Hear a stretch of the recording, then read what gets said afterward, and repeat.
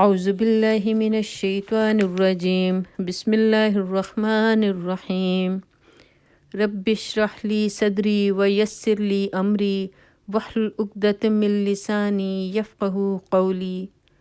السلام علیکم ورحمۃ اللہ وبرکاتہ۔ آج ہم سورہ انعام کا 12واں رکوع شروع کرتے ہیں۔ بسم اللہ الرحمن الرحیم۔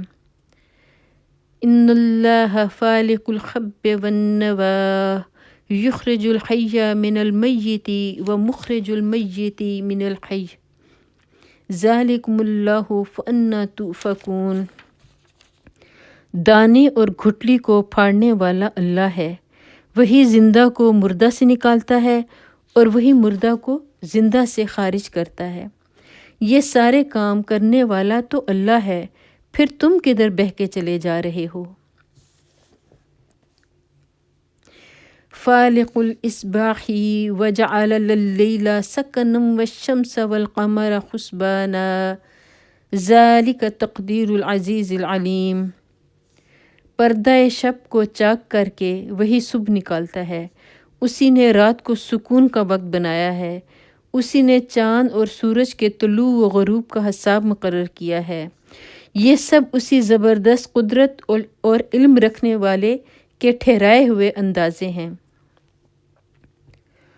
وَهُوَ الَّذِي جَعَلَ لَكُمُ النُّجُومَ لِتَهْتَدُوا بِهَا فِي ظُلُمَاتِ الْبَرِّ وَالْبَحْرِ قَدْ فَصَّلْنَا الْآيَاتِ لِقَوْمٍ يَعْلَمُونَ۔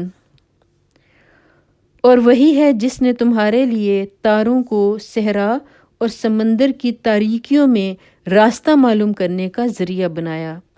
دیکھو ہم نے نشانیاں کھول کر بیان کر دی ہیں ان لوگوں کے لیے جو علم رکھتے ہیں، یعنی اس حقیقت کی نشانیاں کہ خدا صرف ایک ہے، کوئی دوسرا نہ خدائی کی صفات رکھتا ہے، نہ خدائی کے اختیارات میں حصے دار ہے، اور نہ خدائی کے حقوق میں سے کسی حق کا مستحق ہے، مگر ان نشانیوں اور علامتوں سے حقیقت تک پہنچنا جاہلوں کے بس کی بات نہیں۔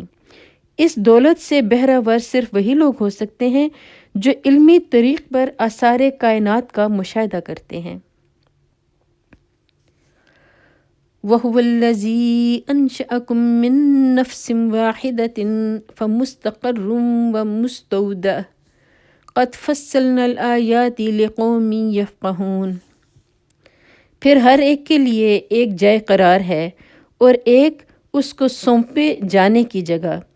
یہ نشانیاں ہم نے واضح کر دی ہیں ان لوگوں کے لیے جو سمجھ بوجھ رکھتے ہیں، یعنی نوع انسانی کی تخلیق اور اس کے اندر مرد و زن کی تفریق اور تناسل کے ذریعے سے اس کی افزائش، اور رحم مادر میں انسانی بچے کا نطفہ قرار پا جانے کے بعد سے زمین میں اس کو سونپے جانے تک اس کی زندگی کے مختلف اطوار پر اگر نظر ڈالی جائے تو اس میں بے شمار کھلی کھلی نشانیاں آدمی کے سامنے آئیں گی جن سے وہ اس حقیقت کو پہچان سکتا ہے جو اوپر بیان ہوئی ہے، مگر ان نشانیوں سے یہ معرفت حاصل کرنا انہی لوگوں کا کام ہے جو سمجھ بوجھ سے کام لیں۔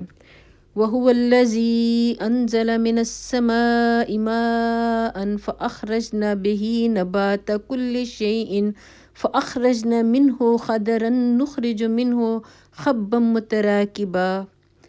اور وہی ہے جس نے آسمان سے پانی برسایا، پھر اس کے ذریعے سے ہر قسم کی نباتات اگائی، پھر اس سے ہرے ہرے کھیت اور درخت پیدا کیے، پھر ان سے تہ بر تہ چڑھے ہوئے دانے نکالے۔ وَمِنَ النَّخْلِ مِن طَلْعِهَا قِنْوَانٌ دَانِيَةٌ وَجَنَّاتٍ مِّنْ عَنَابٍ وَالزَّيْتُونَ وَالرُّمَّانَ مُشْتَبِهًا وَغَيْرَ مُتَشَابِهٍ۔ اور کھجور کے شگوفوں اور پھلوں کے گچھے پیدا کیے جو بوجھ کے مارے جھکے پڑتے ہیں، اور انگور، زیتون اور انار کے باغ لگائے جن کے پھل ایک دوسرے سے ملتے جلتے بھی ہیں اور پھر ہر ایک کی خصوصیات جدا جدا بھی ہیں۔ انظروا إلى ثمره إذا أثمر وينعه إن في ذلكم لآيات لقوم يؤمنون۔ یہ درخت جب پھلتے ہیں تو ان میں پھل آنے اور پھر ان کے پکنے کی کیفیت ذرا غور کی نظر سے دیکھو، ان چیزوں میں نشانیاں ہیں ان لوگوں کے لیے جو ایمان لاتے ہیں۔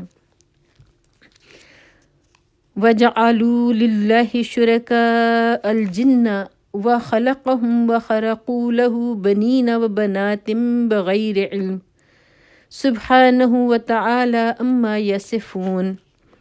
اس پر بھی لوگوں نے جنوں کو اللہ کا شریک ٹھہرا دیا، حالانکہ وہ ان کا خالق ہے، اور بے جانے بوجھے اس کے لیے بیٹے اور بیٹیاں تصنیف کر دیں، حالانکہ وہ پاک اور بالا تر ہے ان باتوں سے جو یہ لوگ کہتے ہیں۔ اللہ تعالیٰ فرماتے ہیں کہ اس پر بھی لوگوں نے جنوں کو اللہ کا شریک ٹھہرا دیا، یعنی اپنے وہم و گمان سے یہ ٹھہرا لیا کہ کائنات کے انتظام میں اور انسان کی قسمت کے بنانے اور بگاڑنے میں اللہ کے ساتھ دوسری پوشیدہ ہستیاں بھی شریک ہیں۔ کوئی بارش کا دیوتا ہے تو کوئی روئیدگی کا، کوئی مال کی دیوی ہے تو کوئی بیماری کی۔ اس قسم کے لغو اعتقاد دنیا کے تمام مشرک قوموں میں ارواح اور شیاطین اور راکشوں اور دیوتاؤں اور دیویوں کے متعلق پائے جاتے رہے ہیں۔ پھر اللہ تعالیٰ فرماتے ہیں اور بے جانے بوجھے اس کے لیے بیٹے اور بیٹیاں تصنیف کر دیں۔ جہلائے عرب فرشتوں کو خدا کی بیٹیاں کہتے تھے۔ اسی طرح دنیا کی دوسری مشرک قوموں نے بھی خدا سے سلسلہ نسب چلایا ہے اور پھر دیوتاؤں اور دیویوں کی ایک پوری نسل اپنے وہم سے پیدا کر دی ہے۔ یہاں ہمارا سورہ نام کا 12واں رکوع مکمل ہوتا ہے۔ اللہ تعالیٰ ہمیں توفیق عطا فرمائے کہ ہم نے جو پڑھا جو سنا اس پر بہترین طریقے سے عمل کر سکیں۔ اللہ تعالیٰ ہمیں توبہ کی توفیق عطا فرمائے، ہمارے گناہوں کو معاف فرمائے۔ قرآن مجید پڑھتے ہوئے مجھ سے غلطی ہو گئی ہو تو اللہ تعالیٰ مجھے معاف فرمائے، آمین۔ وآخر دعوانا ان الحمد للہ رب العالمین۔